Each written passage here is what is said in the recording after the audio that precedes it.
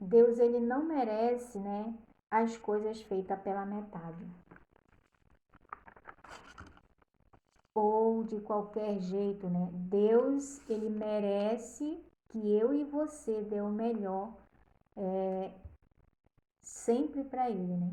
Agora veja a maneira graciosa como o Senhor tratou Davi. Algumas pessoas dizem, né, que o Deus do Antigo Testamento é um grande valentão, né? Que ele é rude e duro, mas observe como ele lidou com Davi. Ele foi duro com Davi quando Davi pecou, mas neste caso Deus estava prometendo a este homem algo grandioso. Continuemos, né, do capítulo 7 de 2 Samuel. Agora nós iremos para os versos 8 e 9. Agora, pois, assim dirás ao meu servo Davi: assim diz o Senhor dos Exércitos: tomei-te da malhada de detrás das ovelhas, para que fosse príncipe sobre o meu povo, sobre Israel. E fui contigo por onde quer que andaste, eliminei os teus inimigos diante de ti, e fiz grande o teu nome, como só os grandes têm na terra. Davi, ele é classificado aqui como um dos grandes governantes deste mundo. Ele tinha uma habilidade tremenda, né? Sempre ficamos cegos, né, pelos pecados que esse rei cometeu, né? E é uma pena que tenha ocorrido, mas apesar, né, do seu pecado, este homem ele foi um grande monarca. Então Deus disse a Natã o que ele não queria, né, que Davi fizesse. Ao contrário disso, Deus afirmou o que ele faria. Continuando, né, a leitura nos versos 10 e 11 de 2 Samuel, do capítulo 7. Diz assim: preparei lugar para o meu povo, para Israel, e plantarei para que habite no seu lugar e não mais seja perturbado, e jamais os filhos da perversidade o aflijam como dantes. Desde o dia em que mandei houvesse juízo sobre o meu povo de Israel, dar-te-ei, porém, descanso de todos teus inimigos. Também o Senhor te faz saber que ele, o Senhor, te fará casa. Deus, ele prometeu, né, construir uma casa para Davi, e isso é maravilhoso, né? Não é esse um quadro belíssimo, né? Assim é o Senhor. Davi disse a Natã: quero construir, né, uma casa para Deus, e ele estava pronto para fazê-lo. Mas Deus retrucou: Natã, você cometeu um erro, né?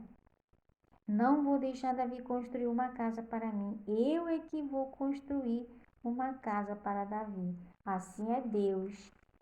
Você quer fazer algo para ele, né? E ele, em vez disso, ele fez algo por você, né?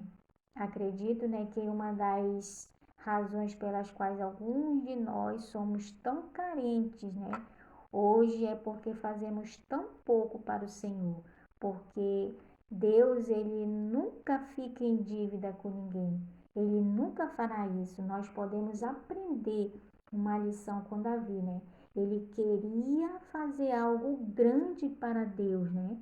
E Deus fez algo muito maior para ele. Ele disse a Davi, né?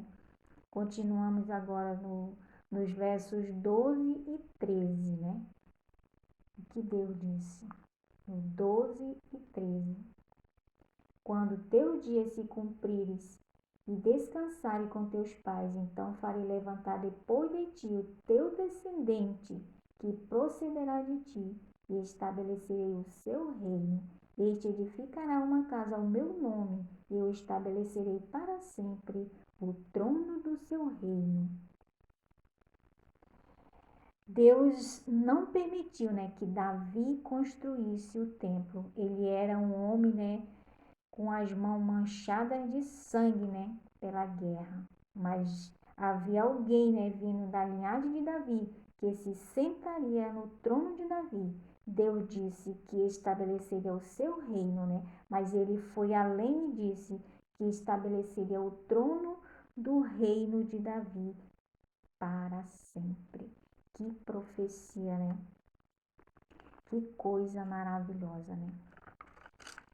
Mas a promessa, né, que Deus fez a Davi é que dos teus descendentes sairia aquele que governaria, né, e reinará para todo sempre. E todos nós sabemos que esse descendente, né, que esse rei é o Senhor Jesus Cristo. Amém? Muitas igrejas, né, e denominações hoje estão numa triste condição, né, de tentar construir um reino. Deus, ele nunca nos chamou, né, para construir algo, né, construir um reino. Ele vai cuidar disso, é obra dele. Ele estabelecerá, né, esse reino aqui nesta terra algum dia, né. O negócio da igreja não é construir um reino. Deus chamou eu e você para pregarmos o Evangelho e anunciarmos que muito em breve esse reino virá esta terra, até a esta terra, né? Deus está chamando um povo para que se levante e saia para anunciar que muito em breve o reino prometido virá e poderemos, né, viver ao lado desse Deus que prometeu e cumpre suas promessas. Eu e você somos falhos,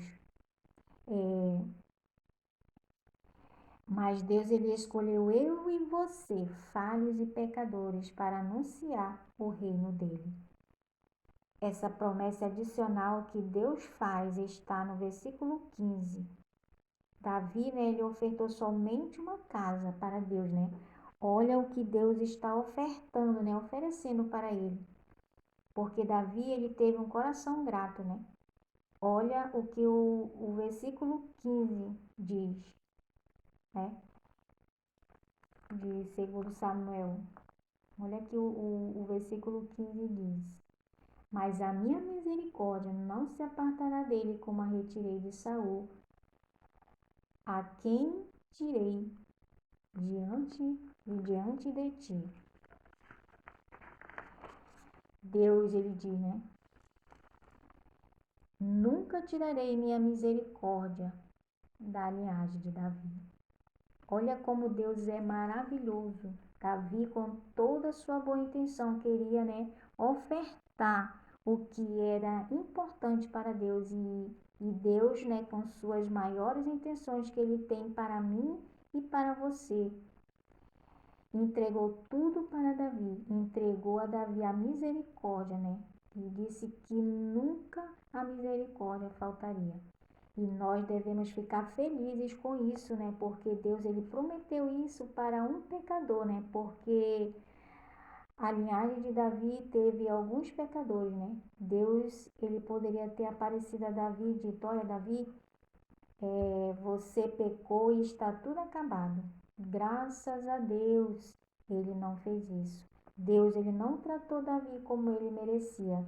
E Deus não trata eu e você como merecemos.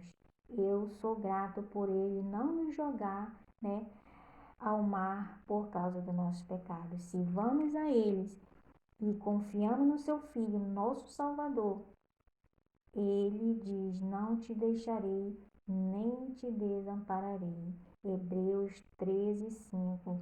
Deus sempre estará ao nosso lado. Ou você pensa que Deus não está do seu lado? Deus, ele está aí do seu lado. Ele sempre vai estar ao seu lado. Você conhece a misericórdia de Deus? Ou você está tentando fazer negócios com Deus? Tentando trocar algumas de suas boas obras para obter salvação? Deus, ele não está aberto para esse tipo de negócio. Ele está preparado para estender misericórdia a qualquer pessoa que saiba que é pecadora, que admita, né, que é pecador e venha a ele para receber aquilo, né, que eu e você buscamos todos os dias, a salvação em Cristo Jesus. Amém? E a resposta de Davi é interessante nós notarmos, né, a resposta de Davi a essa promessa espetacular de Deus. Vamos ler o verso 18 e 19. Os versos 18 e 19. Então, né, entrou o rei Davi na casa do Senhor, ficou perante ele e disse: Quem sou eu, Senhor Deus, e qual é a minha casa, para que me tenhas trazido até aqui? Foi isso ainda há pouco aos teus olhos, Senhor Deus, de maneira que também falaste, né, a respeito da casa de teu servo para tempos distantes? E isto é instrução para todos os homens, ó Senhor Deus. Davi, ele sabia, né, que aquele que vinha em sua linhagem era aquele que havia sido prometido a Abraão e que foi indicado como o Cordeiro de Deus, né, que tira o pecado do mundo, desde, né, de quando Abel trouxe a sua oferta a Deus. Davi sabia que ele não seria apenas o rei, mas também o Salvador do mundo. Davi continuou no verso 25. Ele disse: Agora, pois, ó Senhor Deus, quanto a esta palavra que disseste acerca de teu servo e acerca da sua casa, confirma-a para sempre e faze como falaste. O que Davi estava querendo dizer era: não consigo entender, porque o Senhor, né, me considerou e me fez rei, e agora diz que da minha linhagem está vindo prometido. Eu não entendo isso, mas acredito em ti e aceito isso. Foi tão maravilhoso, né? Imagino que Davi voltou ao Senhor várias vezes e disse: Senhor, realmente quis dizer isto, né? O que disse?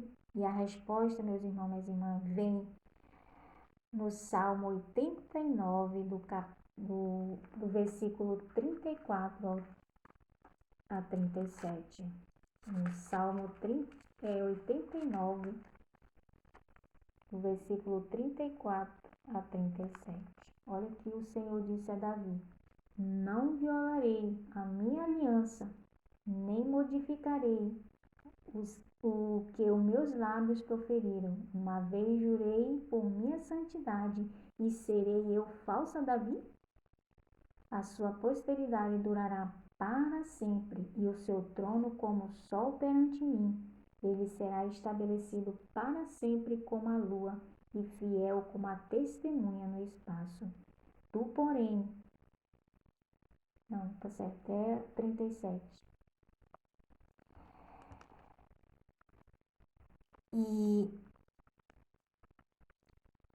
se quisermos saber, né? Se quisermos saber a reação de Davi a tudo isso, precisamos voltar a 2 Samuel 23. A 2 Samuel 23.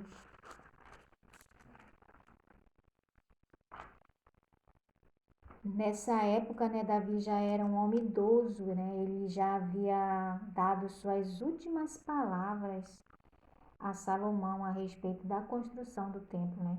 Davi foi que reuniu a enorme quantidade de material, né? E ele fez a planta também, né?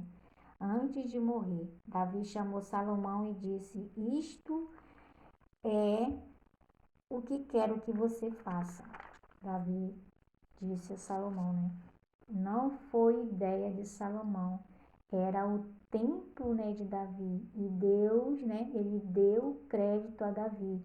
Mas observe o que Davi disse perto do fim de sua vida. Segundo Samuel, né, capítulo 23, do verso 5. Não está assim com Deus a minha casa? Pois estabeleceu comigo uma aliança eterna, em tudo bem definida e segura. Não me fará ele prosperar toda a minha salvação e toda a minha esperança? Em outras palavras, né? Minha salvação repousa no fato, né, de que Deus, ele prometeu enviar, né, em minha linhagem alguém que se sentaria no trono, né, no meu trono, e ele será o Salvador do mundo. Se você tivesse conhecido Davi naquela época e tentado contar-lhe, né, o que sabe hoje, né, sobre como Jesus veio há cerca, né, de 2000 anos, acredito, né, que Davi teria dito: bem, não sei absolutamente nada sobre isso, mas eu acredito em Deus. Então ele sabia, né, que viria alguém que seria, né, seu que viria alguém que seria seu Senhor, né? Alguém que não apenas se sentaria em seu trono, mas que também seria o Salvador do mundo. Você entende agora porque esta passagem em 2 Samuel 7, ela é uma profecia tão importante e eu poderia estudá-la a noite toda até o sol, né, renascer, recorrendo às profecias de todos os profetas, né, que trataram desse assunto. Essa foi a música tema dele, né? Cada profeta mencionou que viria alguém na linhagem de Davi que se sentaria no trono de Davi. E o sol se põe no Antigo Testamento, que a esperança, né, de que o sol da justiça surgirá em cura em suas asas. Essa era a única esperança, né, que o Antigo Testamento oferecia, a inigualável oferta de Deus para a salvação da humanidade. Mas 400 anos se passaram quando os céus, né, eram como bronze. Então, um dia Deus rompeu, né? Ele disse a uma virgem chamada Maria, que morava em Nazaré. Lucas capítulo 1, Lucas capítulo 1, do verso 26 a 33. No 6º mês foi o anjo Gabriel, enviado da parte de Deus para a cidade da Galiléia chamada Nazaré, a uma virgem desposada com certo homem da casa de Davi, cujo nome era José. A virgem chamava-se Maria. E entrando o anjo aonde ela estava, disse: Alegra-te, muito favorecida, o Senhor é contigo. Ela, porém, ao ouvir estas palavras, perturbou-se muito e pôs-se a pensar no que significaria esta saudação. Mas o anjo lhe disse: Maria, não temas, porque achaste graça diante de Deus, e este conceberás e darás à luz um filho, a quem chamarás pelo nome de Jesus. Este será grande e será filho do Altíssimo Deus, o Senhor lhe dará o trono de Davi, seu pai. Ele reinará para sempre sobre a casa de Jacó, e o seu reinado não terá fim. Aleluia. A promessa, né, que Deus tinha feito a Davi estava ali se cumprindo em Maria. Davi, né, planejou em seu coração ofertar algo que ele entendeu ser muito especial para Deus, mas Deus, em contrapartida, foi quem ofereceu a Davi algo que nunca poderá ser medido, né? O Salvador vindo da sua linhagem. A atitude de Davi foi muito importante naquele dia e a resposta de Deus, né, é muito relevante para mim e para você hoje. Que sua gratidão e admiração diante da bondade de Deus o impulsione a adorá-lo, oferecendo, né, sempre o que de melhor você possui. Você deseja realmente entregar o seu coração a Deus?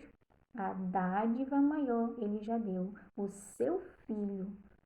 Que possamos, né, ter um coração grato a Ele, um coração de gratidão a tudo que Ele já fez por nós e a tudo, né, o que Ele ainda irá fazer. Que Deus te abençoe nesta noite. Em nome de Jesus. Amém.